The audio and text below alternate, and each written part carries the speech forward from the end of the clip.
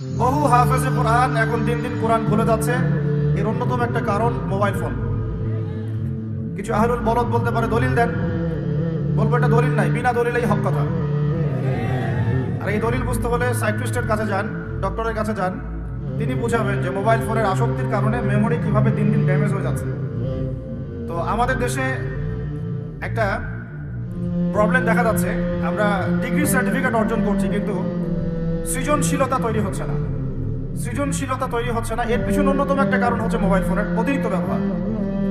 এবং আমাদের বাচ্চা কাচ্চাদের অবস্থা আরও বেশি ভয়ঙ্কর। একটা শিশু বাচ্চাকে মোবাইল ফোন দেখানো ছাড়া মা ভাতও খাওয়াতে যাচ্ছেন না, এতে করে তার মেমোরিটা ছোটবেলাতেই ড্যামেজ হয়ে যাচ্ছে। আমরা যারা স্কুল কলেজ ইউনিভার্সিটির ছাত্রছাত্রী আছি, এদের একটা বড় অংশই, দিনের একটা বড় অংশ মোবাইল ফোনে পড়ে থাকে। এই কারণে একটা পড়া তারা বেশি দিন মনে রাখতে পারছে না। আমরা নিজেরাও ভুক্তভোগী। একসময় কোরআনের যে কোনো পৃষ্ঠার যে কোনো আয়াত অনেক সময় নাম্বার সহ বলে দিতে পারতাম, কিন্তু এই মোবাইল ফোনের ব্যবহারের কারণে আস্তে আস্তে আমরাও দেখা যাচ্ছে আয়াত বলতে গিয়ে ভুল করছি, হাদিসের রেফারেন্স দিতে গিয়ে ভুল করছি। অনেক চিন্তা করেছিলাম যে এর পিছনে কারণটা কি। আমরা তো মুজাহাদা করে যাচ্ছি, কারণটা কি? কারণটা হচ্ছে ডিভাইসের অতিরিক্ত ব্যবহার। আল্লাহর ওয়াস্তে আমি ইয়াং জেনারেশনকে রিকোয়েস্ট করব, প্রয়োজনের অতিরিক্ত মোবাইল ফোন আজকে থেকে আর না। রাজি আছি? প্রয়োজন যতটুকু এতটুকু, এর অতিরিক্ত মোবাইল ফোন আজকে থেকে আর না। আর এই সামাজিক যোগাযোগ মাধ্যম সবাইকে ব্যবহার করতে হবে না। একটা বিষয় যদি সামনে চলে আসে, এই বিষয়টাকে নিয়ে সবাইকে কথা বলতে হবে না, সবাইকে পোস্ট দিতে হবে না, সবাইকে লিখতে হবে না, সবাইকে শেয়ার করতে হবে না। যারা ওই বিষয়ে বিশেষজ্ঞ তারা সেই বিষয়ে কথা বলবেন। যখন আমরা বিশেষজ্ঞদের থেকে সবার কাছে একটা দায়িত্ব দিয়ে দিই, সবাই যে যার মতো করে বলতে থাকে, তখন ওই বিষয়ের মৌলিকতা নষ্ট হয়ে যায়। এ কারণে আপনি দেখবেন বাংলাদেশের মতো জায়গায় এই জাতিটার একটা মৌলিক সমস্যা হচ্ছে কোনো ইস্যুই 7 দিনের বেশি স্টে করা। অক্টোবর মাসের শুরুর দিকে 3 থেকে 6 তারিখের দিকে আমরা যেভাবে নূরুল আকসা, বাইতুল মুকাদ্দাস, প্যালেস্টাইন, গাজা, জেরুজালেম এগুলো নিয়ে যেমন সরব ছিলাম, আস্তে আস্তে আস্তে আমরা এগুলো থেকে দূরে সরে গেলাম, আমরা ভুলে গেলাম। কারণ কি?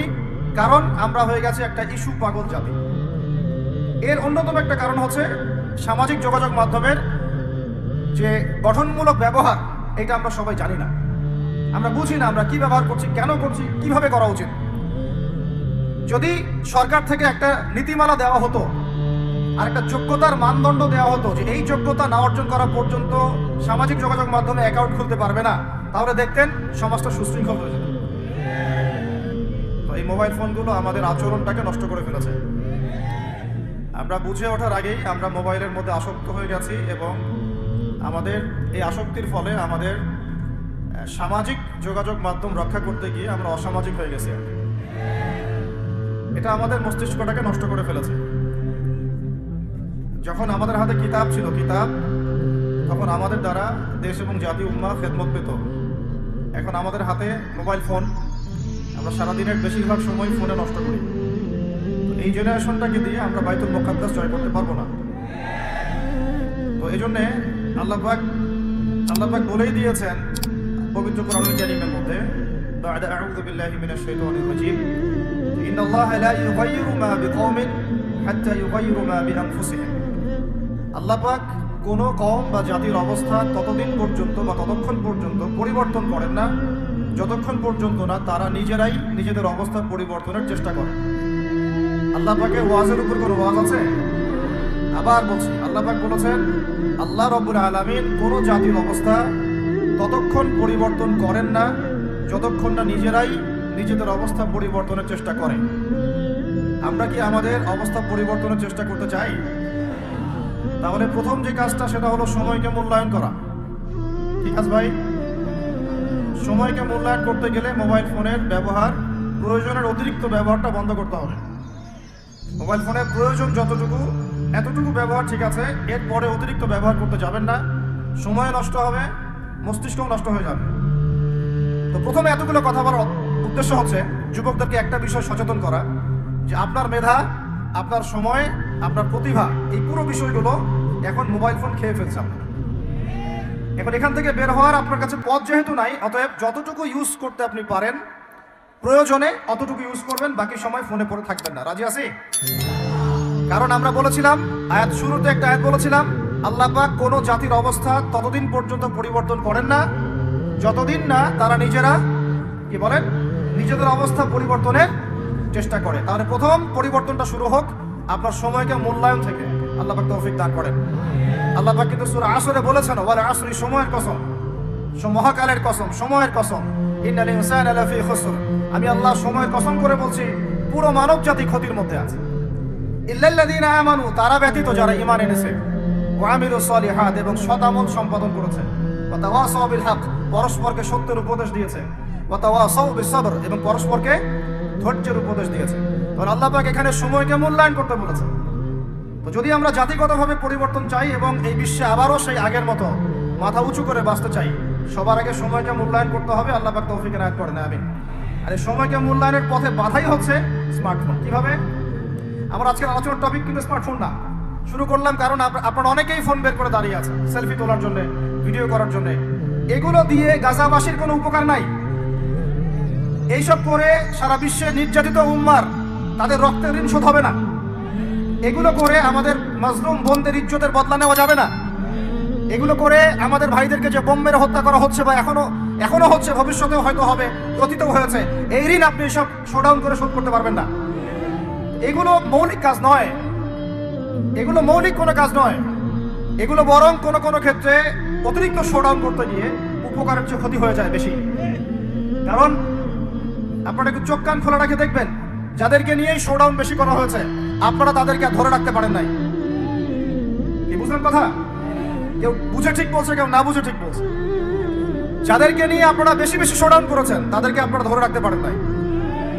তাহলে এখন সেই শূন্য স্থানগুলো কি কে পূরণ করবে? যারা শোডাউন করতো তারা কি পূরণ করতে পেরেছে? না। অতএব এগুলো বন্ধ করেন, মৌলিক কাজ করি।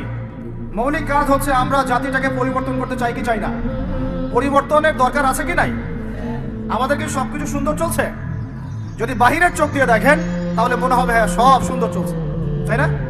মসজিদ আছে আমাদের, মাদ্রাসা আছে আমাদের, আমরা মুসলমান, কালিমা পড়েছি, লা ইলাহা ইল্লাল্লাহ পড়েছি, মুহাম্মাদুর রাসূলুল্লাহ পড়েছি, আমরা মাশাআল্লাহ আমাদের বোনরা পর্দা করে, আপনারা ওয়াজ মাহফিলে আসছেন, ইত্যাদি ইত্যাদি।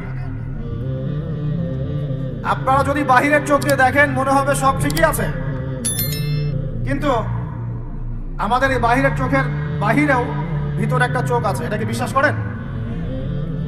বাহিরের চোখ দিয়ে যদি দেখেন তাহলে মনে হবে সব ঠিক আছে। কেমন? মসজিদ আছে, মাদ্রাসা আছে, আমাদের ওলামায়ে কেরাম আছেন, আমাদের ইসলামের বই পুস্তক লেখা হচ্ছে, আপনারা নামাজ পড়ছেন, কেউ কেউ যাকাত দিচ্ছে, আমাদের বোনরা পর্দা করছে, আমাদের ভাইরা ওয়াজ মাহফিলে আসছে, এভরিথিং ইজ গোয়িং ফাইন। আপনার কাছে এটা মনে হবে যে সব ঠিকই আছে, তাই না? থিংস আর অল রাইট, সব ঠিক আছে। কিন্তু ভিতরের চোখ দিয়ে দেখা শিখলে আপনি বুঝবেন যে এই সব ঠিকের অন্তরালে আসলে কিছুই ঠিক নাই।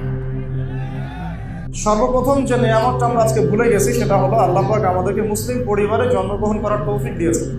এতটুকু চেতনা যদি আমাদের থাকতো, আমাদের মধ্যে কেউ বেনামাজি থাকতে পারতো, আল্লাহকে সেজদা না করে সে দিন রাত পার করতে পারতো, পশ্চিমকালেও তার পরিবারের মধ্যে বেপরদামি থাকতো না, বাহিরের সংস্কৃতির অনুসরণ থাকতো না, তার অর্থ ব্যবস্থার মধ্যে সুদ থাকতেই পারতো না, সুদের কোনো স্থানই থাকতো না যদি তার চেতনা থাকতো আমি একজন মুসলিম। তার রাজনীতির মধ্যে বিজাতীয় কোনো দর্শন থাকতে পারতো না, সেদিকে মসজিদে সেজদাও করতো, বাইরে গিয়ে পশ্চিমা দর্শন ফলো করতো, এমনটা হতো। সে আল্লাহ পাকের জমিন আল্লাহর খলিফা হওয়ার চেষ্টা করতো, আল্লাহর জমিনে আল্লাহর খলিফা হওয়ার চেষ্টা করতো, কারণ এই উদ্দেশ্যে আমাদেরকে সৃষ্টি করা হয়েছে। স্মরণ করেন সূরা বাকারার শুরুর দিকে পড়েছেন রমজান মাসে, وَإِذْ قَالَ رَبُّكَ لِلْمَلَائِكَةِ إِنِّي جَاعِلٌ فِي الْأَرْضِ خَلِيفَةً। স্মরণ করুন হে নবী সেই সময়ের কথা যখন আমি আল্লাহ ফেরেশতাদেরকে বলেছিলাম যে আমি দুনিয়াতে আমার খলিফা পাঠাতে চাই। ফেরেশতারা কি বলেছিলেন? আতাজআলু ফিহা মান ইউফসিদু ফিহা ওয়া ইয়াসফিকু দিমা। আপনি কি এমন কাউকে দুনিয়া পাঠাতে চাচ্ছেন, এমন কাউকে পৃথিবীতে পাঠাতে চাচ্ছেন যে পৃথিবীতে গিয়ে ফিতনা ফাসাদ সৃষ্টি করবে, রক্তপাত ঘটাবে? অথচ আমরাই তো আপনার তাসবিহ পাঠ করছি। আল্লাহ পাক বললেন ইন্নী আ'লামু মা লা তা'লামুন, আমি যা জানি তোমরা তা জানো না। এখানে সৃষ্টির উদ্দেশ্য পাচ্ছি, আমাদেরকে কেন সৃষ্টি করা হয়েছে? কে আল্লাহর খলিফা? আমাদেরকে সৃষ্টি করা হয়েছে আল্লাহর খলিফা হিসেবে। প্রত্যেক নবী আল্লাহর খলিফা ছিলেন, প্রত্যেক রাসূল আল্লাহর খলিফা ছিলেন, প্রত্যেক ইমাম আল্লাহর খলিফা ছিলেন, এমনকি আমরাও আল্লাহ পাকের খলিফা। তো খলিফার অনেক দায়িত্ব, তার মধ্যে একটা অন্যতম দায়িত্ব হচ্ছে সে দুনিয়াতে তার রবের বিধান মোতাবেক চলবে, তার পরিবার চালাবে, তার সমাজ চালাবে, তার সামর্থ্য থাকলে রাষ্ট্রও চালাবে, বিশ্ব চালাবে। এটা একটা খলিফার কাজ। এই দায়িত্ব কি আদম আলাইহিস সালাম পালন করেন নাই? বেশক করেছেন। নূহ আলাইহিস সালাম পালন করেন নাই? বেশক। নবী মূসা, ঈসা, নবী ইউসুফ, সুলাইমান, দাউদ, এমনকি মুহাম্মদুর রাসূলুল্লাহ সাল্লাল্লাহু আলাইহি ওয়াসাল্লাম কি এই দায়িত্বই পালন করেন নাই? আজকে উম্মতে মুহাম্মাদের মধ্যে এই চেতনাই নাই। তো আমরা শুকরিয়া আদায় করি, আল্লাহ পাক আমাদেরকে যেন শুকরিয়া আদায় করার তৌফিক দান করেন, কৃতজ্ঞ বান্দা হওয়ার মতো হওয়ার তৌফিক দান করেন। আল্লাহ পাক কিন্তু বলেছেন, এই শেষের দিকে আছে, শেষের 10 পারার মধ্যেই, যে আমার ওয়াকালিলুম মিন ইবাদিয়াশ শাকুর, আমার শুকরগুজার বান্দা যারা, এদের সংখ্যা আসলে কম, নিতান্তই কম। আমরা একটা ঘটনা দিকে ফোকাস করি, তাহলে আমরা বুঝতে পারবো যে আমাদের প্রতি আল্লাহ পাকের এটা কত বড় কৃতজ্ঞতা। বেশি ওয়াজ করতে হবে না, কথা কম। আর বেশি ওয়াজ করলে মানুষ মনে রাখতে পারে। আল্লাহ নবী সাল্লাল্লাহু আলাইহি ওয়াসাল্লামকে সবচেয়ে বেশি সাহায্য সহযোগিতা করেছেন যিনি, তার মধ্যে অন্যতম একজন হচ্ছেন চাচা আবু তালেব। কি নাম?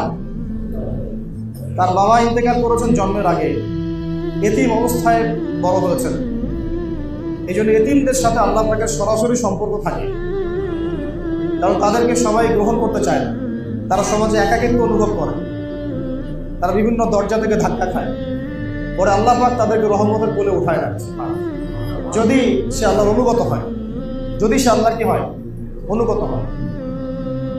আল্লাহ পাক নবী মুহাম্মদ সাল্লাল্লাহু আলাইহি ওয়াসাল্লামকে মনের কষ্টের সময় বলেছেন, আলাম ইয়াজিদকা ইয়াতীমান ফাআওয়া, আমি কি তোমাকে এতিম অবস্থায় পাই নাই? আমি কি তোমাকে এতিম অবস্থায় পাইনি? তারপরে কি তোমাকে আমি প্রতিপালন করিনি? ওয়াজাদাকা দাল্লান ফাহাদা ওয়াজাদাকা আইলান ফাআগনা। শেষে আল্লাহ সূরা শেষে কি বলেছেন? ফাম্মাল ইয়াতীমা ফালা তাকহার, তুমি এতিম অবস্থায় ছিলে, আমি তোমার উপর এগুলো নিয়ামত দিয়েছি, অতএব তুমি এতিমদের প্রতি আর কঠোর হয়ো না। তুমি এতিমদের প্রতি কি হয় না, কঠোর হয়ো না। কেউ যদি হাত পাতে চায়, হাতটাকে খালি ফিরাই দিও না। আল্লাহ নবী কারো হাত খালি ফিরাই দিয়েছেন কখনো? কোনোদিনও না।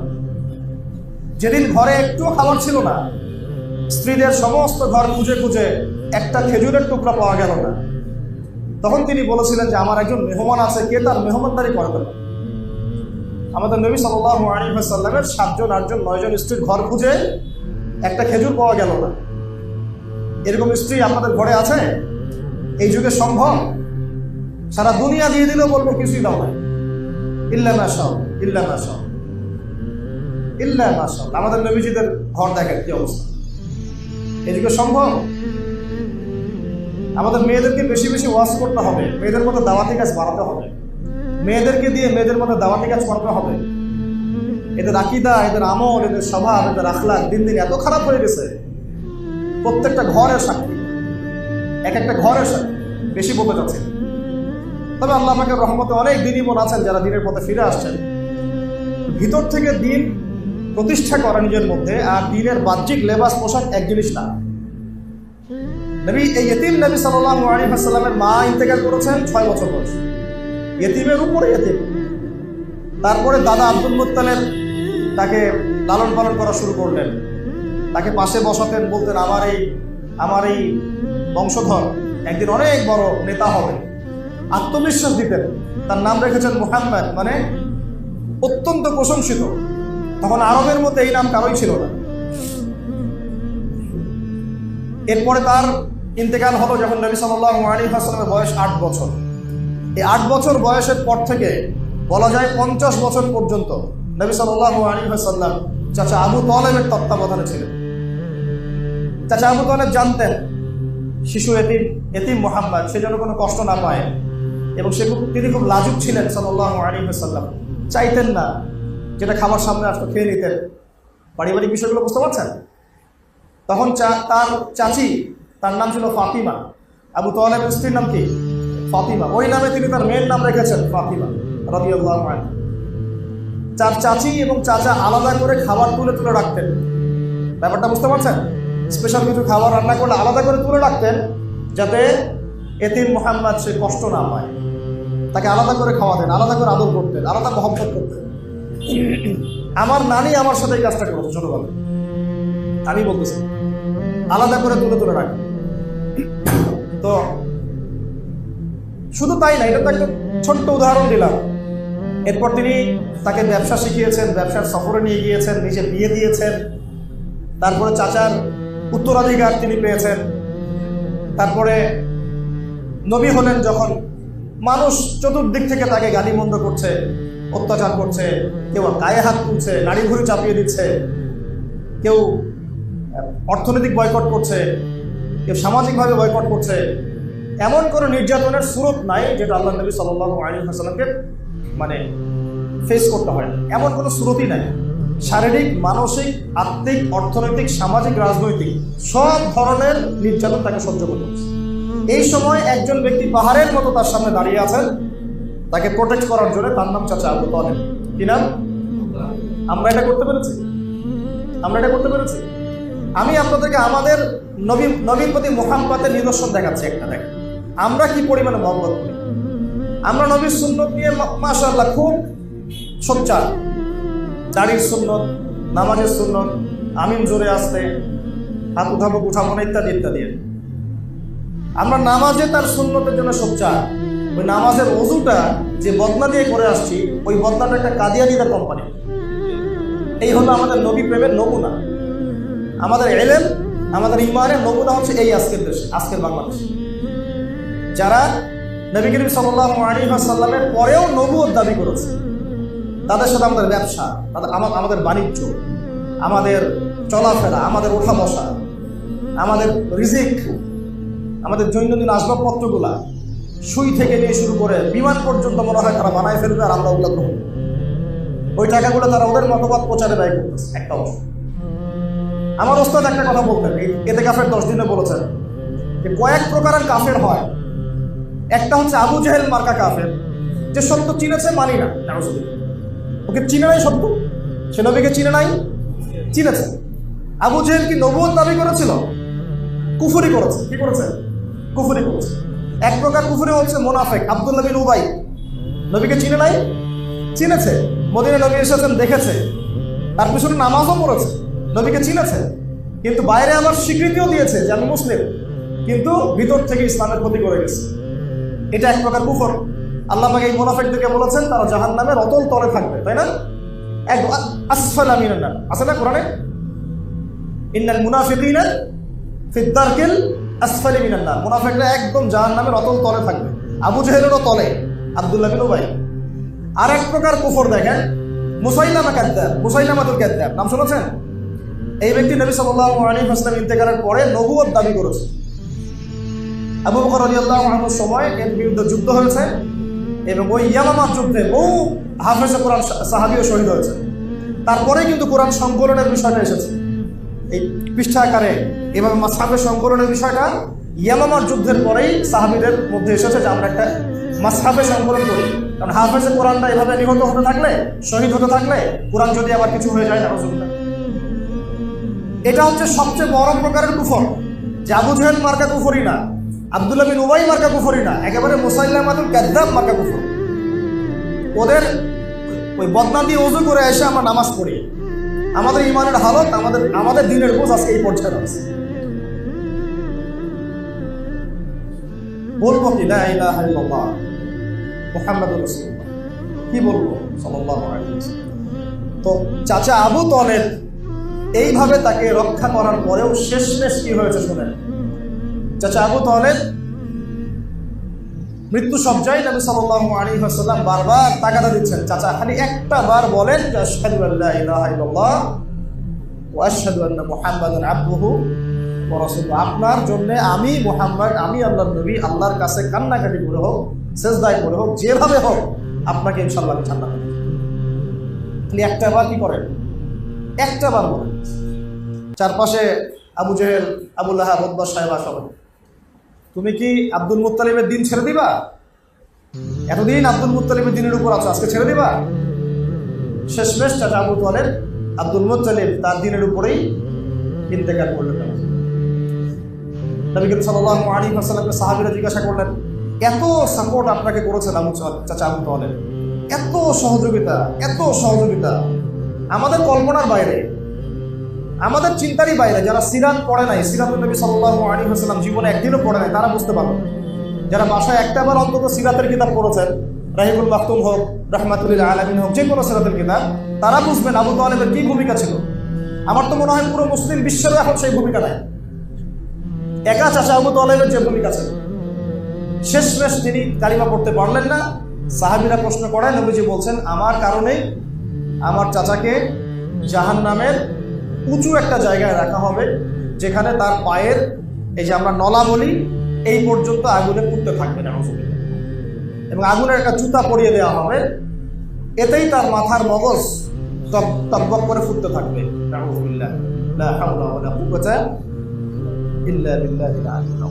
এখন কি ভাই আপনারা একটু বুঝতে পারছেন, চিন্তা করছেন? একবার কি ভেবে দেখবেন যে আল্লাহ পাক যে আমাকে মুসলিম পরিবারে জন্ম দিয়েছেন, আল্লাহ পাক কি আমার কাছ থেকে পারমিশন নিয়েছিলেন? আমাকে জিজ্ঞাসা করেছিলেন? আপনার কাছ থেকে অনুমতি নিয়েছেন? আপনাকে জিজ্ঞাসা করেছেন? এখনো কি কৃতজ্ঞ হবেন যে আল্লাহ রাব্বুল আলামিন এত রহম করে আপনাকে মুসলিম বানিয়েছেন? সেই মুসলিমের চলাফেরা দেখেন, রমাদান মাসেও নামাজ ছিল না অনেকের, রোজার হক ঠিক মতো ছিল না, রমাদান মাসে কোরআন আগলায় ধরতে পারলো না, কোরআন তেলাওয়াতটুকু শিখতে পারলো না, রমাজানে কোরআনের খেদমত করতে পারলো না, রমাজানেও যাকাত দেয় নাই, রমাজানেও সুদ খেয়েছে, নাউজুবিল্লাহ, রমাজানেও ঘুষ নিয়েছে। কত মানুষ ঘুষ নিয়েছে রমাজানে? রমাজানে কত জেনা করা হয়েছে, নাউজুবিল্লাহ। রমাজানে কত মানুষ মাপে কম দিয়েছে। রমাজানে আমরা কত প্রতারণা করলাম আল্লাহর সাথে। কিন্তু রমাজানে আমাদের নতুন জামা চাই, নতুন বাড়ি চাই, নতুন গাড়ি চাই, নতুন গহনা চাই, নতুন থ্রি পিস চাই। যেন ঈদের দিন মনে হয় এদের জন্য, এদের সাথে ঈদের খুশির কোনো সম্পর্ক নাই। এই মানুষদের সাথে ঈদের খুশির কি নাই? কোনো সম্পর্ক নাই। তাদের জন্য ঈদ উল ফিতর ছিল, এই খুশি ছিল, ক্ষমা ছিল, যারা রমাজানের হক আদায় করতে পেরেছে, সওম ঠিকঠাক মতো রেখেছে, কোরআন ঠিকঠাক মতো পড়েছে, মানুষকে পড়িয়েছে, ইবাদতের পাবন ছিল, তাহাজ্জুদ পড়েছে, তারাবির হক আদায় করেছে, কাউকে কষ্ট দেয়নি, দান সদকা করেছে, বেশি বেশি জিকির করেছে, যাকাত ফিতরাগুলো আদায় করেছে। আল্লাহর কাছে ভয়ও ছিল, আশাও ছিল, ইনশাআল্লাহ আল্লাহ রাব্বুল আলামিন চান এই বান্দাদেরকে মাফ করে দেবেন। আমাদের সবাইকে আল্লাহ রাব্বুল আলামিন মুসলিম পরিবারে জন্মগ্রহণ করতে পারার হকটা আদায় করার তৌফিক দান। আরেকটা অংশ বলতে চাই, সেটা হচ্ছে নবী করিম সাল্লাল্লাহু আলাইহি ওয়াসাল্লামের উম্মত হওয়ার সৌভাগ্য। কি বললাম বলেন? নবী সাল্লাল্লাহু আলাইহি ওয়াসাল্লামের উম্মত হওয়ার সৌভাগ্য। আজকে দুটো বিষয় খালি আপনাদেরকে খুতবায় আমি আপনাদের মাথায় দিতে চাচ্ছি, বাকিটা ইনশাআল্লাহ এমনি গুছিয়ে আসবে যদি এই দুটো বিষয় আপনারা বুঝতে পারেন, আয়ত্ত করতে পারেন, কলিজায় ধারণ করতে পারেন। যে এক, আমি আল্লাহ পাকের বান্দা, আল্লাহ পাক আমাকে মুসলিম বানিয়েছেন, মুসলিম পরিবারে জন্ম দিয়েছেন। আমার চলাফেরা 8-10 জনের চলাফেরা এক করতে পারেন না। আমার চলাফেরা হচ্ছে কোরআন। আমার চলাফেরা কি? সত্যি কথা বলতে আমাদের কারো চরিত্রই কোরআনের মতো এখন নাই, এটাই সত্য কথা। কিন্তু আল্লাহ পাকের কাছে আমরা তৌফিক চাই, আল্লাহ যেন আমাদেরকে সেরকম চরিত্র ধারণ করার তৌফিক দান করেন। দ্বিতীয় বিষয়টা এটা যে নবী সাল্লাল্লাহু আলাইহি ওয়াসাল্লামের উম্মত হতে পারার সৌভাগ্য। দেখেন, কিয়ামতের মাঠে মানুষ উঠবে, আমরা উঠবো, বহু গুনাহগার মানুষ, কেউ সুদ খেয়ে ফেলছে, বা কেউ ধরেন যে জেনা করে ফেলছে, কেউ হয়তো আরো বড় বড় কবিরা গুনাহ করে ফেলছে, গীবত, তহমত ইত্যাদি ইত্যাদি। আমরা সবাই কবিরা গুনাহগার, আল্লাহ পাক আমাদেরকে মাফ করেন। তো কবিরা গুনাহগার মানুষ যখন কিয়ামতের মাঠে হন্তদন্ত হয়ে ঘুরতে থাকবে, হাউজে কাউসারের পানির জন্য, একটু পানির জন্য, একটু তৃষ্ণা নিবারণের জন্য, শাফাআতের সুপারিশের জন্য, নবী মুহাম্মদ সাল্লাল্লাহু আলাইহি ওয়াসাল্লাম নিজের হাতে তার উম্মতকে পানি পান করাবেন। তিনি নিজে সেজদায় পড়ে যাবেন, কান্নাকাটি করতে থাকবেন, আল্লাহ পাক তখন তাকে যে তাসবিহ শেখাবেন সেটা পড়তে থাকবেন। আল্লাহ রাব্বুল আলামিন তাকে বলবেন মাথা উঠাও, কি চাও বলো। নবী করিম সাল্লাল্লাহু আলাইহি ওয়াসাল্লাম তখন বলবেন আল্লাহ আমার উম্মত, আল্লাহ আমার উম্মত, আল্লাহ আমার উম্মত। সমস্ত নবীগণ যেদিন বলতে থাকবেন ইয়া নফসি, হে আমার নফস, আল্লাহ আমার নফস, আল্লাহ আমার নফস। আমাদের নবী মুহাম্মদ সাল্লাল্লাহু আলাইহি ওয়াসাল্লাম বলতে থাকবেন হে আল্লাহ আমার উম্মত, হে আল্লাহ আমার উম্মত, হে আল্লাহ আমার উম্মত। আল্লাহ রাব্বুল আলামিন তাকে শাফাআত করার, সুপারিশ করার অনুমতি দিবেন। তারপর তিনি শাফাআত করবেন, সুপারিশ করবেন। অগণিত কবিরা গুনাহগার আল্লাহর বান্দাদেরকে তিনি জান্নাতে নিয়ে যাবেন। যার অন্তরে লা ইলাহা ইল্লাল্লাহ মুহাম্মাদুর রাসূলুল্লাহ ঠিক ছিল, এই মানুষগুলো জান্নাতে যাবে। এখন সেই নবী মুহাম্মদ সাল্লাল্লাহু আলাইহি ওয়াসাল্লাম যিনি সুপারিশ করবেন, যিনি সুপারিশ করবেন, যিনি হাউজে কাউসারে পানি পান করাবেন, যাকে আল্লাহ পাক ইখতিয়ার দিয়েছিলেন দুনিয়াতে দোয়া করে নাও, তুমি একটা দোয়া চেয়ে নাও। সমস্ত নবী সেই দোয়া চেয়ে নিয়েছে দুনিয়ার জন্য। নবী সাল্লাল্লাহু আলাইহি ওয়াসাল্লাম এটা অবশিষ্ট রেখেছেন উম্মতের জন্য কিয়ামতের মাঠে। রাতের বেলা কেঁদেছেন, বলেছেন যে আমার ভাইদেরকে যদি দেখতে পারতাম। সাহাবীরা বলেছেন কারা আপনার ভাই, আমরা কি আপনার ভাই না? নবীজি বলছেন তোমরা আমার সাহাবী, আমার ভাই তারা যারা তোমাদের অনেক পরে আসবে, তোমাদের পরে আসবে, আমাকে না দেখেই আমার প্রতি ঈমান নিয়ে আসবে। বলতে থাকলে এটা নিয়ে 1 ঘন্টা বলা যাবে, কিন্তু কথা হচ্ছে নবী সাল্লাল্লাহু আলাইহি ওয়াসাল্লামের উম্মত হওয়ার এই যে সৌভাগ্য, অনেক নবীগণ আশা করতেন যে আমরা শেষ নবীর উম্মত হব। এমনকি ইহুদি জাতি যাদের সাথে আমাদের এত দ্বন্দ্ব চলছে, এরাও মদিনায় ঘাটে গেড়ে কেন বসেছিল? ওরা শেষ নবীর উম্মত হওয়ার আশায় বসেছিল। শেষ নবী যখন বনু ইসমাইল থেকে আসছে তারা আর মানে না, তারা মনে করে না বনু ইসমাইল থেকে না, বনু ইসরাইল থেকে আসতে হবে। হতভাগা জাত, হতভাগা ইহুদির জাত। এই জন্য আল্লাহ পাক বলেছেন মাগদুব গায়রিল মাগদুবি আলাইহিম ওয়ালাদ-দাল্লিন। এরা মাগদুব, গজবপ্রাপ্ত। এরা ঈসা আলাইহিস সালামকে স্বীকার করে নাই। ঈসা ইবনে মারিয়াম ছিল মাসীহ, তারা মাসীহকে চিনতে ব্যর্থ হয়েছে। আবার শেষ একটা রাস্তা খোলা ছিল, শেষ নবী মুহাম্মদ সাল্লাল্লাহু আলাইহি ওয়াসাল্লাম আনুগত্য করে আল্লাহর কাছে ফিরে আসবে, ওইটাও তারা কি করেছে? হারিয়ে ফেলেছে। এরপরে ইহুদ থেকে হয়েছে মাগদুব, অভিশপ্ত। এরাই হবে দাজ্জালের অনুসারী এবং এরাই দাজ্জালের সাথে দেখবেন এই বিশ্বের মধ্যে একেবারে ত্রাস সৃষ্টি করে ফেলবে, যেটা অলরেডি তারা করা শুরু করছে। ওইদিকে যাচ্ছি না, আলোচনার টপিক অন্যদিকে চলে যাবে। নবী সাল্লাল্লাহু আলাইহি ওয়াসাল্লামের উম্মত হতে পারাটার জন্য অনেক নবীগণ আক্ষেপ করতেন, আশা করতেন। নবীগণ কি করতেন? আশা করতেন। এখন আপনাকে জিজ্ঞাসা করতেছি, আমাকে আমি জিজ্ঞাসা করতেছি, আল্লাহ পাক কি আপনাকে আমাকে জিজ্ঞাসা করেছিলেন যে তোমাকে কোন নবীর উম্মত বানাবো? বলেন। এবং উম্মতে মুহাম্মাদির মধ্যে অন্তর্ভুক্ত করব, তোমাকে উম্মতে মুহাম্মাদির মধ্যে খ্রিস্টান বানাবো, না ইহুদি বানাবো, না মুশরিক বানাবো, না কাদিয়ানি বানাবো, না শিয়া বানাবো, না কি বানাবো? আল্লাহ পাক কি আমাকে জিজ্ঞাসা করেছেন? এরাও কিন্তু উম্মতে মুহাম্মাদির মধ্যে, ইহুদি এবং নাসারা এবং মুশরিক মাজুস, এরাও কিন্তু উম্মতে মুহাম্মাদের মধ্যেই, কিন্তু এরা উম্মতে ইজাবা না, এরা উম্মতে দাওয়া, এদের প্রতি দাওয়াত দেওয়া হয়েছে। এরা ইতাআত করে কবুল করে নাই। এরা কি করে নাই? 2 ভাগে ভাগ করা যায়, উম্মতে মুহাম্মাদিকে 2 ভাগে ভাগ করা যায়। একটা হচ্ছে আনুগত্য যারা করেছে, ইসলাম কবুল করেছে, এরা মুসলিম। আর এই পুরো মানব জাতি যারা আছে, পুরো বিশ্বে মানুষ এবং জিন, সবার প্রতি কি মুহাম্মদ সাল্লাল্লাহু আলাইহি ওয়াসাল্লাম নবী নন? সবার নবীকে? একজন বুদ্ধিস্ট তার নবীকে শেষ নবী এখন বলেন? যে একজন খ্রিস্টান তার নবীকে, একজন ইহুদি তার নবীকে এখন ওরা মানে না। কি করে না? মানে না। কাফাতাল লিন-নাস বাশীরা ওয়া নাযীরা, পুরো মানব জাতির জন্য তিনি নবী। এই যে কোরআন, এটা কি আমাদের কিতাব শুধু? বলেন, পুরো মানব জাতির হেদায়েতের জন্য এই কিতাব। এখন কেউ মানে, কেউ মানে না। কেউ মানে মেনে মুসলিম হয়, কেউ মুখে মানে মনে মনে মানে না, সে মুনাফিক হয়। কেউ মানে, সে পরিপূর্ণ মানে, সে কি হয়? মুসলিম হয়। কেউ মুখে মানে মনে মনে মানে না, সে কি হয়? মুনাফিক হয়। আর কেউ একেবারে অস্বীকার করে, সে কি হয়? কাফের। আবার কেউ মুখে মানে মনেও মানে, কিন্তু কাজ করতে গিয়ে কবিরা গুনাহ করতে থাকে, তখন সে ফাসিক হয়ে যায় বা জালেম হয়ে যায়। বুঝতে পারলাম কি? বুঝতে পারি না? তো এখন আমাদের নবী সাল্লাল্লাহু আলাইহি ওয়াসাল্লাম উম্মত হতে পারাটা কি সৌভাগ্যবান ব্যাপার মনে হয় কিনা? সৌভাগ্যের বিষয় মনে হয় কিনা?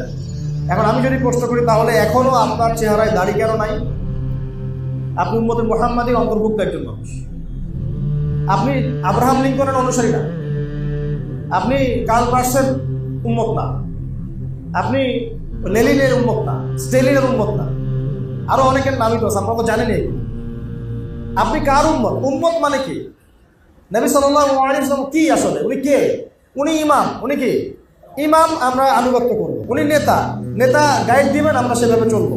উনি আধ্যাত্মিক রাহবার, তিনি যেদিকে নিয়ে যাবেন আমরা সেদিকে যাব। উনি সুপারিশ করবেন, আমরা তার আনুগত্য করব। উনি ডানে বলতে গেলে ডানে যাব, বামে বলতে গেলে বামে যাব। থুতু যদি উনি ফেলেন সেটা গায়ে মেখে নিব। সাহাবীরা মাখেন নাই?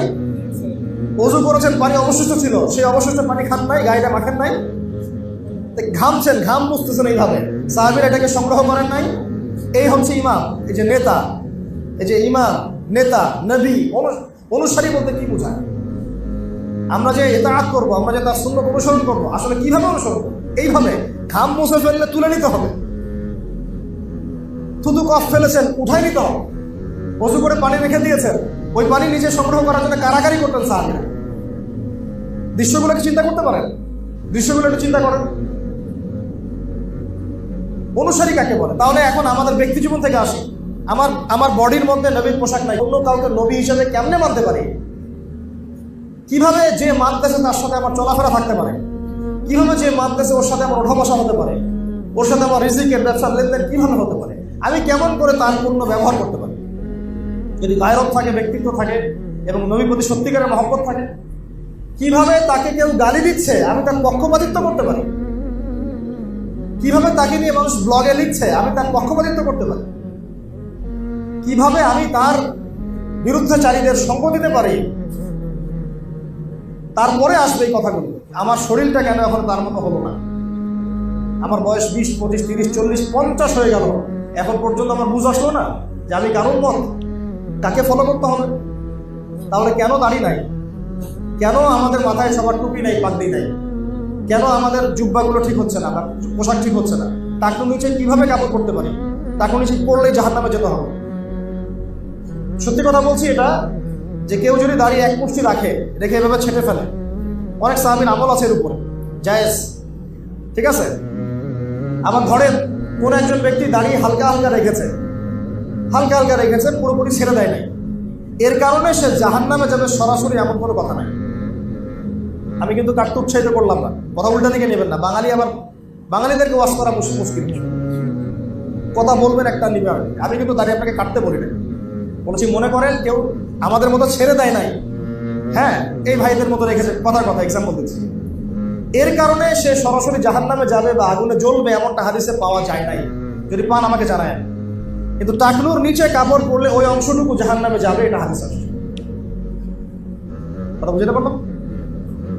তাহলে আমাদের পোশাক থেকে শুরু করতে হবে, আমার আকীদা থেকে শুরু করতে হবে। এখন আমার ঘুম, আমার খাওয়া, ঘুম কয়জনের নবীর মতো আছে বলেন?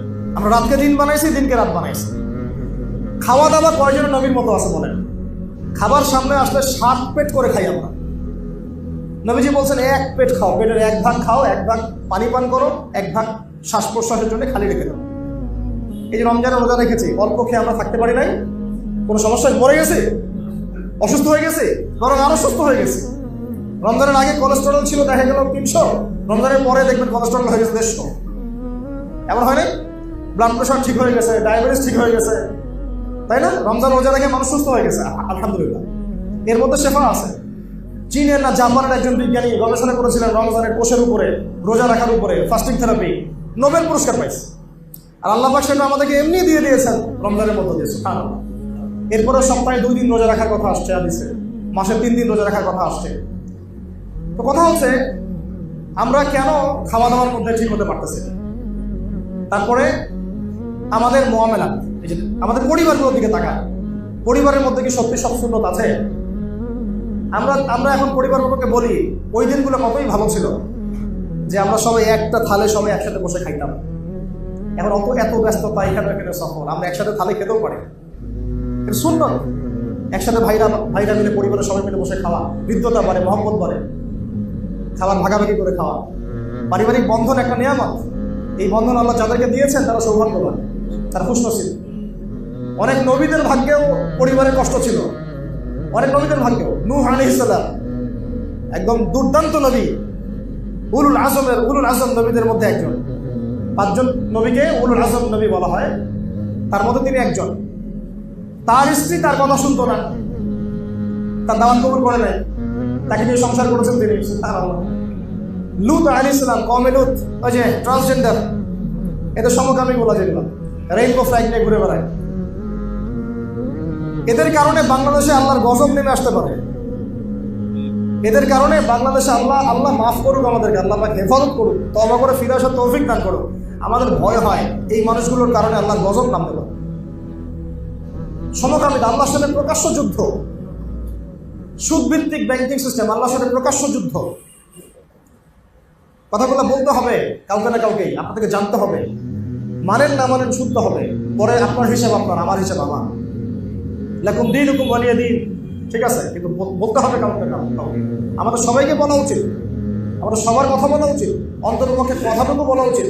এটা হারাম, কবিরা গুনাহ, এত বড় গুনাহ যার কারণে আল্লাহ পাক কওমে লূতকে একদম পাথর নিক্ষেপ করে হত্যা করেছেন, মানে ধ্বংস করেছেন।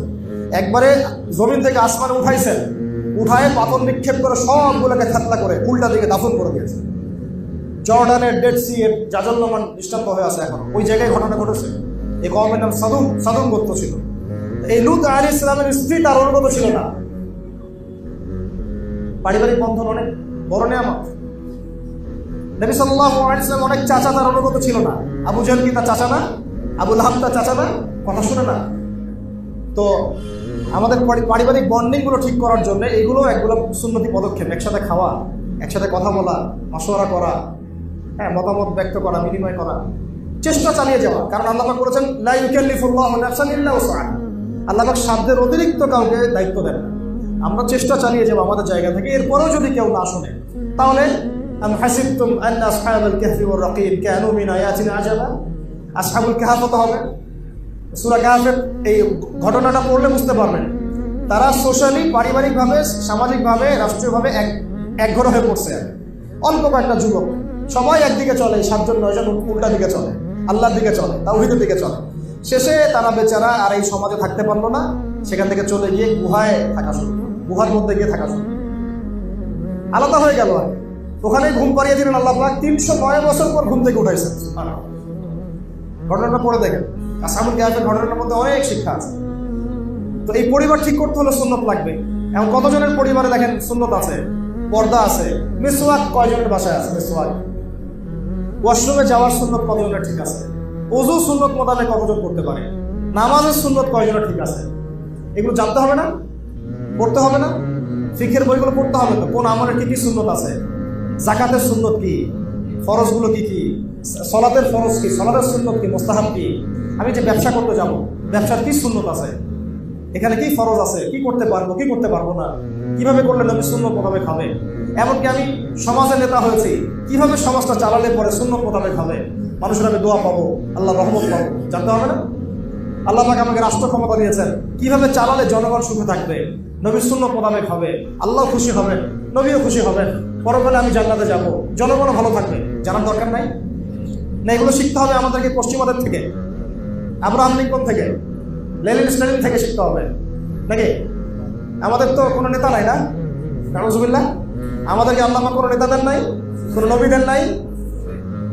আমরা সত্যি কথা বলতে আমার কনক্লুশন হচ্ছে এটা যে আমরা নবী মুহাম্মদ সাল্লাল্লাহু আলাইহি ওয়াসাল্লাম উম্মত যে হয়েছি, এর মর্মটাই আমরা বুঝতে পারি, এর মর্মই বুঝতে পারি। তার একটা সুন্নতের উপর সারা জীবন গবেষণা করতেছে ইহুদিরা বসে বসে, খ্রিস্টানরা গবেষণা করতেছে, বৌদ্ধরা গবেষণা করতেছে। নবী সাল্লাল্লাহু আলাইহি ওয়াসাল্লাম বলেছেন এশার নামাজের পর ঘুমিয়ে যাও। কেন বললেন? এর মধ্যে ফিজিক্যাল কি উপকারিতা আছে? দেখে গবেষণা করে বের হলো যে রাত 10টা থেকে 1টা পর্যন্ত বা 2টা পর্যন্ত যারা ঘুমায়, তাদের ফিজিক্যাল যে স্ট্রাকচার, কন্ডিশন, সুস্থতা, বার্ধক্যে গিয়েও তারা স্ট্রং থাকে। বার্ধক্যে কি থাকে? স্ট্রং থাকে। এবং ওই 3 ঘন্টার ঘুম 9 ঘন্টার সমান, 8 ঘন্টার সমান। আর সারাদিন যদি 8 ঘন্টাও আপনি ঘুমান, ওই 3 ঘন্টার ঘুমের সমান হবে। এটা হয়েছে না? এখন বুঝতে পারতেছে না? ফিজিক্যালি শারীরিক পরিশ্রম করতে বলেছেন তিনি। আমরা আয়েসি হয়ে গেছি, নিজের কাজ নিজে করতেন, নিজে জুতার ফিতা নিজে সেলাই করতেছিলেন একদিন বসে বসে। সুবহানাল্লাহ, সুবহানাল্লাহ। একদিন নিজে জুতার ফিতা ছিঁড়ে গেছে, ওটা নিজে সেলাই করতেছে বাসায় বসে বসে। কে কে কে সেলাই করতেছে? জীবনে করেছি আমরা কখনো? এটাকে আমরা অপমানের কাজ মনে করি, অপমানের কাজ মনে করি। স্ত্রী রান্না করতেছেন, তিনি তরকারি কেটে দিয়েছেন, সাহায্য করেছেন। চিন্তা করা যায়, এগুলো ভাবাও যায় এই যুগে এখন?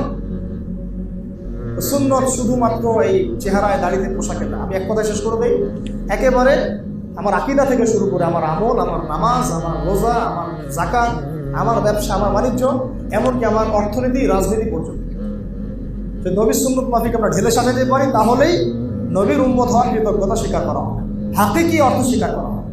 না হলে শুধু মুখে দাবি করা হবে, বাস্তবে এটার প্রতিফলন ঘটবে না। আর মুখে স্বীকার করে যদি আমল না করি, আল্লাহ পাকের জন্য আমাদেরকে আযাবও দিতে পারেন। আল্লাহ রাব্বুল আলামিন আমাদের সবাইকে মুসলিম পরিবারে জন্মগ্রহণ করতে পেরেছি এই শুকরিয়াটুকু আদায় করার তৌফিক দান করুন। চলতে ফিরতে বেশি বেশি পড়তে থাকবেন আলহামদুলিল্লাহ, খালি পড়তে আলহামদুলিল্লাহ। আল্লামা তাকি উসমানী দামাত বারাকাতুহু তার একটা মোজাকারা আছে আমাদের সামনে, বসে থাকতেন এমনি এমনি অনেকক্ষণ বলতে থাকতেন আলহামদুলিল্লাহ আলহামদুলিল্লাহ আলহামদুলিল্লাহ। জিজ্ঞাসা করা হতো যে উস্তাদ কি হলো, কি জন্য আলহামদুলিল্লাহ বলতেছে? উনি বলতেন সারাদিন আল্লাহ পাকের কত নেয়ামত ভোগ করলাম, তখন তো আলহামদুলিল্লাহ বলার কথা মনে ছিল না, এখন কাজা আদায় করতেছে। ওই যে ঘুমানোর সময় 33 বার সুবহানাল্লাহ, 33 বার আলহামদুলিল্লাহ, 34 বার আল্লাহু আকবার আছে না? কেন আছে এগুলো? ওটা ফিল করে করে পড়া, যে সারাদিন অনেক নিয়ামত আমি ভোগ করেছি, সুবহানাল্লাহ বলার আমি সময় পাইনি, হয়তো মনে ছিল না, আলহামদুলিল্লাহ পড়ার সময় পাইনি, মনে ছিল না, ওটা কাজা আদায় করতেছে। ঠিক আছে? তো আল্লাহ পাক আমাদেরকে মুসলিম পরিবারে জন্মগ্রহণ করতে পারার এই কৃতজ্ঞতা আদায় করার তৌফিক দান করেন, আমিন। এবং একজন প্রকৃত মুসলমানের জন্য যা যা করণীয় এগুলো করার তৌফিক দান করেন। সহজ কথায় এক কথা, কোরআনে যা আছে মানবো, মানতে আমি বাধ্য। হাদিসে যা আছে মানবো, মানতে আমি বাধ্য। আল্লাহ পাক কোরআনে যা নিষেধ করেছেন আমি ছেড়ে দিব, ছাড়তে আমি বাধ্য। হাদিসে নবী যা নিষেধ করেছেন এক কথায় ছেড়ে দিব, কোনো প্রশ্ন করতে যাব না, কারণ এটা ছাড়তে আমি বাধ্য। বাস খালাস, সামি'না ওয়া আতা'না, শুনলাম মানলাম, শুনলাম মানলাম। এই ঈমান, এই বিশ্বাস নিয়ে যদি অল্প আমলও কেউ করে জান্নাতে চলে যাবে ইনশাআল্লাহ। মানুষ বেশি বেশি ইবাদত করে জান্নাতে যেতে পারবে না। বেশি বেশি ইবাদত, অনেক বেশি ইবাদত, এগুলো জান্নাতে যাওয়ার মানদণ্ড কিন্তু না। মানদণ্ডটা কি জানেন? আল্লাহর রহমত এবং আমাদের সামি'না ওয়া আতা'না, শুনলাম মানলাম, আনুগত্য। এর উপর দিয়ে তাকওয়া অর্জিত হয়, এবং এই তাকওয়াই আল্লাহ পাকের কাছে কবুলিয়াত এবং মর্যাদার একমাত্র মানদণ্ড। আল্লাহ পাক আমাদের সবাইকে পরিপূর্ণ মুসলমান হওয়ার তৌফিক দান করেন। উদখুলু ফিস সিলমি কাফা, ইসলামে পরিপূর্ণরূপে প্রবেশ করো, এই আয়াতের হক আদায় করার তৌফিক দান করেন। আল্লাহ পাক বলেছে আলে ইমরানের 102 নম্বর আয়াতে, ইত্তাকুল্লাহ, আল্লাহকে ভয় করো। ইত্তাকুল্লাহ হাক্কা তুকাতিহ, ভয় করার মতো ভয় করো। ওয়ালা তামুতুন্না ইল্লা ওয়া আনতুম মুসলিমুন, পরিপূর্ণ মুসলমান না হয়ে মৃত্যুবরণ করো না। তো এই কথার উপরে যদি আমরা ইস্তেকামা থাকতে পারি, আল্লাহ পাক আমাদেরকে তৌফিক দান করেন, তাহলে ইনশাআল্লাহ পরিপূর্ণ মুসলমান হতে পারবো। কোরআনে আল্লাহ পাক জানিয়েছেন মানবো, যা ছাড়তে বলেছেন ছাড়বো। হাদিসে আল্লাহ নবী যা করতে বলেছেন করবো, যা ছাড়তে বলেছেন ছাড়বো। খালাস, শেষ।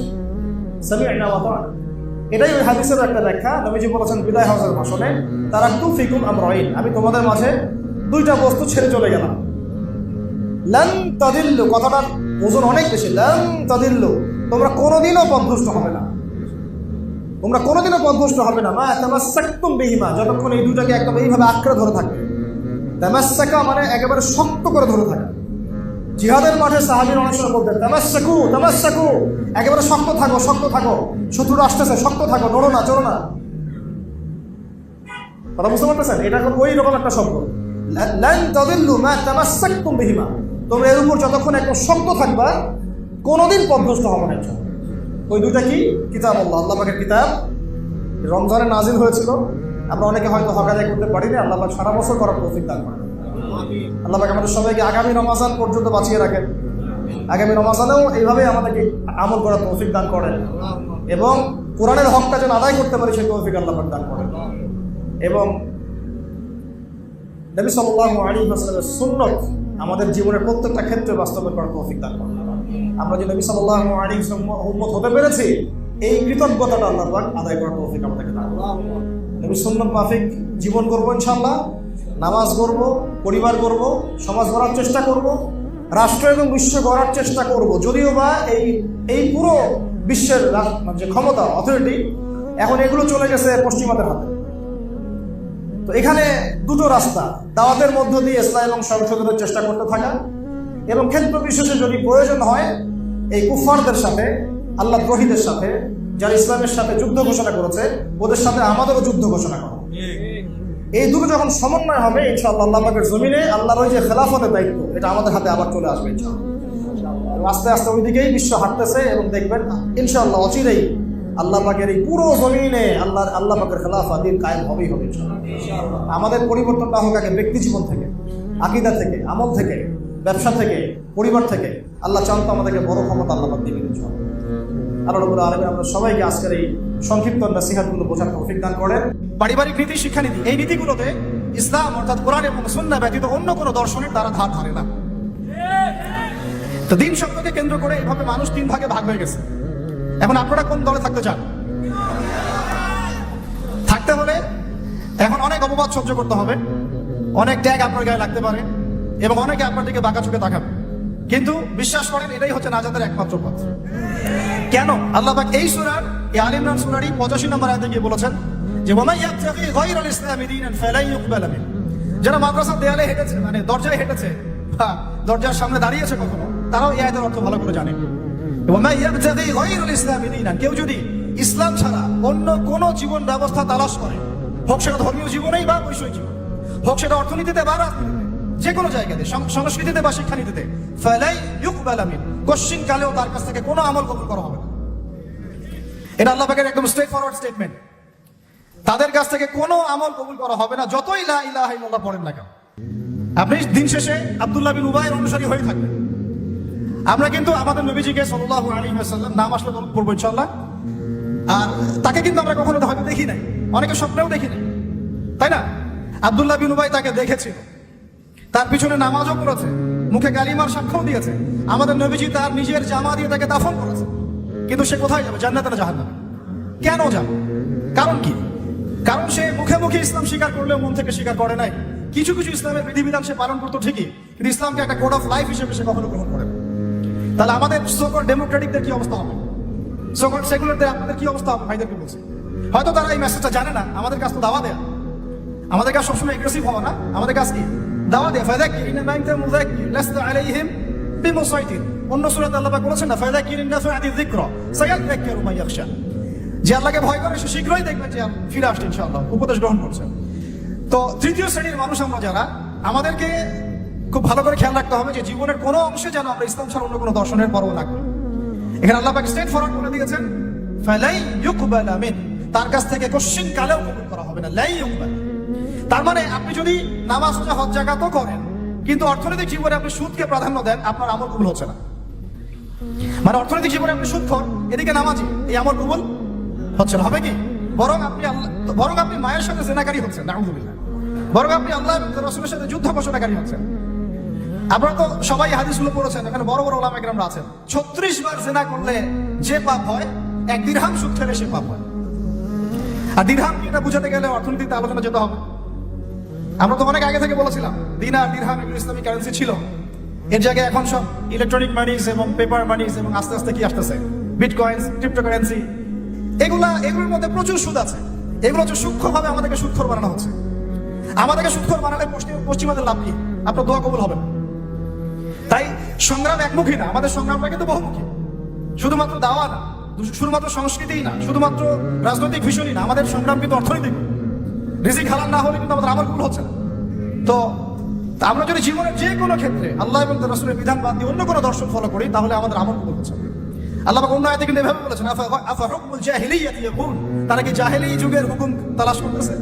ওয়ালাহু আসলামা মান ফিস সামাওয়াতি ওয়া মান ফিল আরদ তাওআন আও কারহা ওয়া ইলাইহি ইউরজাউন। অথচ আল্লাহ পাকের সামনে আত্মসমর্পণ করেছে আসমানের সব সৃষ্টি, জমিনের সব সৃষ্টি। ইচ্ছায় হোক অনিচ্ছায় হোক, শুধু মানুষ করতে যাচ্ছে না আর জিন করতে যাচ্ছে না। অথচ এই দুই জাতিকে আল্লাহ পাক পাঠিয়েছিলেন ইবাদত করার জন্য, পুরো জীবন ব্যবস্থা ইসলাম দিয়ে সাজানোর জন্য। আপনারা তো সূরা জারিয়াত পড়েছেন, তাই না? ওয়া মা খালাকতুল জিন্না ওয়াল ইনসা ইল্লা লিয়াবুদুন লিয়াবলুয়াকুম আইয়ুকুম আহসানু আমালা। আল্লাহ পাক আলী ইমরানে বলেছেন না যে কুল্লু নাফসিন যায়িকাতুল মাউত, তারপরে কি হবে?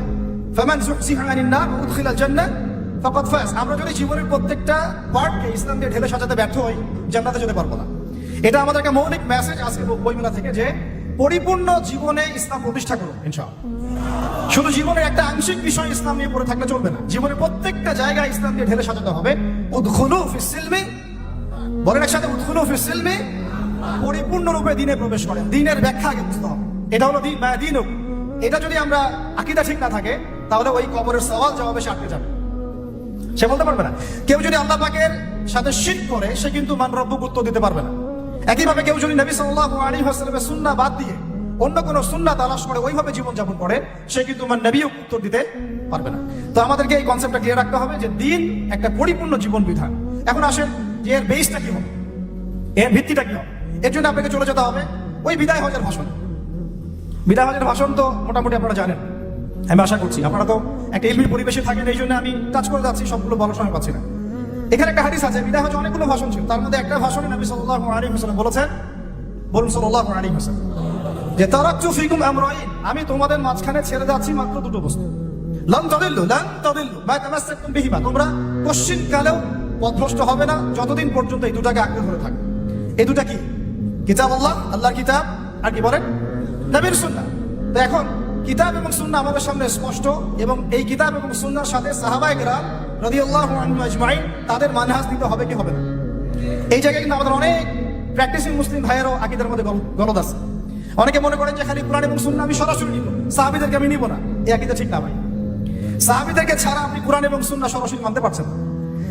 কারণ অন্য হাদিসে নবী সাল্লাল্লাহু আলাইহি ওয়াসাল্লাম বলেছেন, আলাইকুম বিসুন্নতি, তোমাদের উপর আমার সুন্নাতটা কি ওয়াজিব, এটা পালন তোমাদের করতেই হবে, ম্যান্ডেটরি। ওয়া সুন্নতি খুলাফায়ে রাশিদিন মাহদিন মিন বা'দি, এবং আমার পরে খুলাফায়ে রাশিদার সুন্নাত তোমাদেরকে মানতে হবে। তাহলে এটা হলো আমাদের পিলার, যে আমরা ইসলাম মানব পরিপূর্ণ জীবনে কোরআন এবং সুন্নাহকে সামনে রেখে, এবং সাহাবায়ে কেরাম রাদিয়াল্লাহু আনহুম আজমাইন তাদের ফাহম অনুযায়ী, তাদের বুঝ অনুযায়ী। ক্লিয়ার কথা? এবার আসেন, এই ইসলামটার দাওয়াত আমরা দিব, এটাতে আপনারা সবাই এগ্রিড। এখন কথা হচ্ছে এটা আমরা প্রতিষ্ঠা করবো কিভাবে। এই তো মূল কথাটা কি, এই দিনটাকে আমরা আমাদের জায়গায় বাংলার জমিনে প্রতিষ্ঠা করবো কিভাবে। জরুরি না যে বাংলার জমিনে ইসলামী খেলাফত কায়েম হবে, অন্য কোনো জায়গা হতে পারবে, এটাও কিন্তু জরুরি না। আল্লাহ পাক চাইলে এই খেলাফত সিরিয়ায় কায়েম করতে পারেন, ফিলিস্তিনে কায়েম করতে পারেন, আল্লাহ পাক চাইলে আরো অন্য কিছুও করতে পারেন। আপনারা সিরাতের আলোকে জানেন, যখন নবী সাল্লাল্লাহু আলাইহি ওয়াসাল্লাম তায়েফে গিয়েছেন এবং তাকে মারা হয়েছে, তিনি ফিরে এসেছেন মক্কায়, তখন কি সাহাবীরা চিন্তা করতে পেরেছিলেন যে কয়দিন পরে আমরা মদিনায় যাব, সেখানে ইসলামিক স্টেট কায়েম হবে? বলেন আমাকে। যখন মক্কায় সাহাবীরা নির্যাতিত হচ্ছেন, যখন নবীজি বলছেন আবিসিনিয়ায় চলে যাও, সেখানে একজন রাজা আছে, তাই না, লা ইউজলামু ইনদাহু আহাদ, তার কাছে কেউ জুলুমের শিকার হয় না, তখন কি সাহাবীরা কেউ কল্পনা করেছিলেন মদিনায় ইসলামী রাষ্ট্র কায়েম হবে? তাই আমরা যেন এই ফিকিরটা শুধু এভাবে চিন্তা না করি যে এতটুকুই জমিন আমাদের, না, পুরো বিশ্বটাই আমাদের, পুরো বিশ্বটাই আমাদের। আর আমরা আখিরুজ্জামানের হাদিসগুলো থেকে এটা স্পষ্ট জানতে পারি যে ইনশাআল্লাহ তাআলা বাইতুল মুকাদ্দাস হবে আমাদের খেলাফত প্রাণকেন্দ্র ইনশাআল্লাহ, এবং আমাদের কন্টিনেন্টে খোরাসান। এটা অনেক ব্যাখ্যা, এটা পরে আপনারা আস্তে আস্তে আসবেন, এবং এটা নিয়ে আপনারা আলোচনা শুনেছেন, আমি এটা আশা করি। মূল কথাটা বলে আমি শেষের দিকে, ফিনিশিং এর দিকে যাব, যে আমরা আসলে এটাকে এখন কায়েম করবো কিভাবে। এই প্রশ্নটা কি গুরুত্বপূর্ণ না গুরুত্বপূর্ণ? অনেকে অনেকভাবে ব্যাখ্যা করছেন। কেউ বলছেন যে এটা কায়েম করতে হবে অমুক পদ্ধতিতে, কেউ বলছেন তমুক পদ্ধতিতে, কেউ বলছেন যে শুধু দাওয়াতের মাধ্যমে, কেউ বলছেন শুধু জিহাদ, কেউ বলছেন সরাসরি শুধু কিতাব, কেউ বলছেন ডেমোক্রেসি, কেউ বলছেন ভোটাভুটি, কেউ বলছেন বুলেট, কেউ বলছেন ব্যালট। তারা আসলে যাবোটা কোথায় এবং সুন্নাহ ভিত্তিক পদ্ধতিটা কি, এটার উত্তর দেওয়ার আগে আমি একটা প্রশ্ন করি আপনাদেরকে। আমাকে আপনারা বলেন যে দিন কায়েম করাটা কি ইবাদত, না এটা একটা দুনিয়াবি কাজ? বলেন। আচ্ছা, এখন আমাকে বলেন যে ইবাদত কবুল হওয়ার শর্ত কয়টা? বলেন বলেন। দুইটা বা তিনটা? ঠিক আছে ভাই, বলেন, সাহস করেন। দুইটা বা তিনটা, তাই না? প্রথমটা হচ্ছে আল্লাহ পাকের সন্তুষ্টির জন্য হতে হবে। তাহলে আমরা দিন কায়েম করতে গেলে কার সন্তুষ্টি থাকবে আমাদের মাথায়? শুধু এক আল্লাহকে রাজি খুশি করার জন্য দিন কায়েমের চেষ্টা করা, শুধু এক আল্লাহ সন্তুষ্টির জন্য, অন্য কাউকে দেখানোর জন্য, অন্য কাউকে শোনানোর জন্য না, বা গনিমত পাওয়ার জন্য না, শুধু আমার ক্ষমতা দখল করার জন্য না, শুধু এক আল্লাহকে রাজি খুশি করার জন্য আমার দিন কায়েমের মুভমেন্ট থাকবে। এই জায়গায় কিন্তু অনেকের ইখলাস নষ্ট হয়ে যায়, আন্দোলন ব্যর্থ হয়ে যায়। আমাকে বলেন যে এখন এতদিন যা হলো, এখন যা হচ্ছে, ভবিষ্যতে যা হবে, এখানে পুরো সিস্টেমটার মধ্যে ইখলাস কি এটা ছিল যে আল্লাহর জমিনে আল্লাহর তাওহীদ কায়েম করা? এখন আপনারা বুঝতে পারতেছেন, প্রথম দিন আমরা স্ট্যাটাস দিয়েছিলাম যে পশ্চিমার কোনো সেবা দাসকে আমরা গ্রহণ করবো না। এখন আস্তে আস্তে সব বুঝতে পারবেন, কেবল তো শুরু, দেখেন সামনে কি হয়। শোনেন, এই উসুলটা মাথায় রাখেন, যখন একটা কওম জুলুম করতে থাকে, যখন একটা কম জুলুমের উপর জুলুম করতে থাকে, আল্লাহ পাক তার উপরে আরো বড় জালেম চাপায় দেন। এরপরে যখন এই কমটা মাজলুম হয়ে যায়, আল্লাহকে ডাকতে থাকে, আল্লাহর কাছে আত্মসমর্পণ করে, তখন আল্লাহ পাক তার জন্য ওই ফেরাউন থেকে নিষ্কৃতির জন্য মুসা আলাইহিস সালামের মতো মানুষকে পাঠান। এরপর তার মুক্তির পথে যায়। আবার যখন এই কম ওই ফেরাউনের কবল থেকে নাজাত পেয়ে বনু ইসরাঈলের উদ্ধত আচরণ শুরু করে, তখন আরো বড় জালেমকে আল্লাহ চাপায় দেন। আমরা যেন এই ভুল করতে না যাই, আমরা যেন এই ভুলটা না করি। আল্লাহ পাক যদি আমাদেরকে ফেরাউনের কবল থেকে নাজাত দিয়ে থাকেন, আমরা যেন উদ্ধত বনু ইসরাঈল না হয়ে যায়। এটা আমার খুব হৃদয়ের ভিতর থেকে একটা আকুতি। তো মূল কথায় আসি যে আল্লাহ পাকের সন্তুষ্টি হবে আমার উদ্দেশ্য, ইখলাস ঠিক রাখতে হবে প্রত্যেকটা কাজে। আপনারা বই মেলায় কেন এসেছেন? আল্লাহকে রাজি খুশি করার জন্য। আমি কেন কথা বলছি? আল্লাহকে রাজি খুশি করার জন্য। আমরা ওস্তাদকে শ্রদ্ধা সম্মান কেন করি? আল্লাহকে রাজি খুশি করার জন্য। নাকি ওস্তাদ আপনাকে প্রশংসা করবেন সেজন্য, নাকি এখানে আপনি কোনো স্বার্থ পাবেন সেজন্য? শুধু এক আল্লাহকে রাজি খুশি করার জন্য যখন আমরা সবাই কাজ করবো, দেখবেন অটোমেটিক্যালি তাওহীদ প্রতিষ্ঠা হয়ে গেছে। আপনারা যখন সিরাত পড়বেন দেখবেন খায়বার যুদ্ধের পরে মদিনা ফেরার পথে আরো 2-1টা যুদ্ধ হয়েছে। ওই 2-1টা যুদ্ধের মধ্যে কিছু ইহুদি ওত পেতে আক্রমণের চেষ্টা করেছিল। সেখানে নবী সাল্লাল্লাহু আলাইহি ওয়াসাল্লামের একজন খাদেম ছিল। সেই খাদেম তীরবিদ্ধ হয়। সাহাবীরা বলতে লাগলো যে মাশাআল্লাহ, এ তো পুরো জান্নাতে চলে যাবে। নবী সাল্লাল্লাহু আলাইহি ওয়াসাল্লামের খাদেম ছিল, তীরবিদ্ধ হয়ে শহীদ হলো। নবীজি বলছেন না, সাল্লাল্লাহু আলাইহি ওয়াসাল্লাম বলছেন না, বরং আমি দেখছি তাকে জাহান্নামের আগুনে জ্বলতে। বলেন আউযুবিল্লাহ। সাহাবীরা অবাক হয়ে জিজ্ঞাসা করলেন, কি কারণে ইয়া রাসূলুল্লাহ? তিনি বললেন, খায়বারের গনিমতের মাল থেকে একটা চাদর সে না বলে নিয়েছিল, এই কারণে। খায়বারের গনিমতের মাল থেকে একটা চাদর সে না বলে নিয়েছিল, জাস্ট এই কারণে। তখন সবাই কিছু কিছু করে জিনিস আনা শুরু করলো, জমা দেওয়া শুরু করলো। একটা মেসওয়াক, একটা ডাল পর্যন্ত মানুষ জমা দিয়ে দিল। নবীজি বলেন, এগুলো ছিল জাহান্নামের অংশ, যা তোমরা জমা দিলে। তাহলে আমাদের পুরো মুভমেন্টের উদ্দেশ্য কি হবে বলেন? আজকের আলোচনা সব ভুলে গেলে একটু ভুলে যায় না। আমাদের পুরো উদ্দেশ্যটা কি হবে? শুধু এক আল্লাহকে রাজি খুশি করার জন্য। এই উদ্দেশ্য থাকলে তখন আপনি আমির মানতেও সমস্যা হবে না, জামায়াতে আসতেও সমস্যা হবে না, ইমারতেও সমস্যা হবে না, আপনার বায়াত দিতেও সমস্যা হবে। এখানে যদি স্বার্থ থাকে তখন আপনি কিন্তু এখানে এড়ায় যাবেন না। আমি কেন তাকে মানবো? আমি কি কম বড় আলেম? হ্যাঁ, আমি কেন জামায়ায় যাবো? আমার কি আলাদা জামায়া করার সুযোগ নাই? আমি কি সিরাত কম বুঝি? আমি কি দিন কায়েম কম বুঝি? আমি কেন ঐক্যের জন্য নরম হব? আমি কি হকের উপর আছি? এই যে বিষয়গুলো তখনই আসে যখন ইখলাস ঠিক থাকে না। ইখলাস ঠিক না থাকলে কোনো কাজের বারাকা আসবে না। আল্লাহ পাক আমাদেরকে বোঝার তৌফিক দান। 2 নাম্বার হচ্ছে ভাই, যে আমল যেহেতু বললেন দিন কায়েম একটা ইবাদত, তাহলে ইবাদত করতে হবে কার তরিকা অনুযায়ী? বলেন। এটা আপনারা সবাই এক বাক্যে স্বীকার করছেন, নবী সাল্লাল্লাহু আলাইহি ওয়াসাল্লামের সুন্নাত এবং তরিকা ছাড়া দিন কায়েমটা ইবাদত বলে গণ্য হবে না। সেটা আমার একটা ব্যর্থ প্রচেষ্টা হয়ে যাবে। সূরা কাহফে একটা আয়াত আছে, কিন্তু ওই যে কিছু মানুষ মনে করে তারা খুব সুন্দর আমল করছে, ওয়াহুম ইয়াহসাবুনা আন্নাহুম ইউহসিনুনা সুনআ। এদের ব্যাপারে আল্লাহ পাক বলেছেন, কুল হাল নুনাব্বিউকুম বিল আখসারিনা আমাল। সবচেয়ে ক্ষতিগ্রস্ত আমলকারী সম্পর্কে আমি জানাবো কিনা? এটা তারা যারা দুনিয়াতে অনেক সুন্দর আমল করে, মনে করে আমরা অনেক সুন্দর আমল করছি, অথচ ওদের আমল বিফল হয়ে গেছে। ইখলাস ঠিক না থাকার কারণে, নবীর তরিকা অনুযায়ী না হওয়ার কারণে। তাহলে এখন যদি আমরা এগ্রি করি যে হ্যাঁ, দিন কায়েমটা নবী সাল্লাল্লাহু আলাইহি ওয়াসাল্লামের পদ্ধতিতেই করতে হবে, তাহলে আমাকে সিরাতে আসতে হবে কি আসতে হবে? সুন্নাতে আসতে হবে কি আসতে হবে না?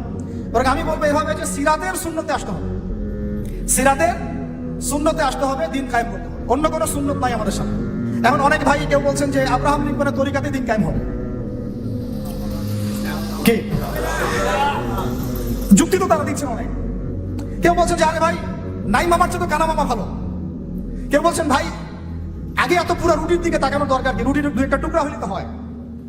এবং তাদেরকে পশ্চিমারা খুব সহজেই কিন্তু ভাগে আনতে পারবে। 10টা করে সিট দিয়ে দিবে, ভাগ করে নেন আপনারা 60টা সিট। তারাও সন্তুষ্ট যে আমরা আগে কিছুই পাইতাম না, অন্তত এখন 50টা তো পাইছি। বিশ্বাস করেন, আমি কেন বড় বড় আল্লাহর ওলিকেও যদি আপনি সিস্টেমের মধ্য দিয়ে ওখানে প্রেসিডেন্ট হিসেবে বসাই দেন, সে একজন বান্দা গরু ছাড়া কিছুই করতে পারবে। আমরা বলছি সিরাতে সুন্নতে গেলে পুরো রুটিটাই আমাদের হবে। রুটির টুকরা আমরা চাই না, পুরো রুটিটাই চাই। রুটি আমার, তুমি খাইলে খাও, না খাইলে যাও, সোজা কথা। সিরাতে সুন্নতে আসলে আপনি পুরোটাই পাবেন। এমন কেউ বলছে আব্রাহাম লিঙ্কনের তরিকাতেই হবে। হয়তো বুঝের কিছু ঘাটতি থাকতে পারে, এটা একাডেমিক আলোচনা ওস্তাদ বলেছেন। এটা আমরা কিন্তু সবাই সমালোচনা করতে যাবো না। অনলাইনের এই জগৎটাকে আপনারা নোংরা করে ফেলবেন না। সবাই সব বিষয়ে কথা বলবে না, যে বিষয়ে যে ব্যক্তি কথা বলার যোগ্য তিনি কথা বলবেন। যাদের সাথে কথা বললে কাজ হবে তাদের সাথে কথা বলবেন, ঠিক আছে? আমভাবে আমরা সবাইকে দাওয়া দিই এবং চুপ থাকার অভ্যাস করেন। সবসময় কথা বলতে হবে না, মাঝে মাঝে চুপ থাকার অভ্যাস করেন।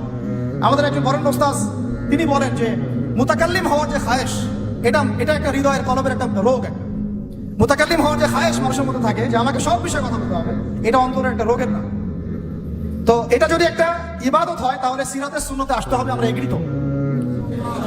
ঠিক আছে। এখন তৃতীয় কথা হচ্ছে, 3 নম্বর শর্তটা আরো ডেঞ্জারাস, সেটা হচ্ছে রিজিক হালাল হতে হবে।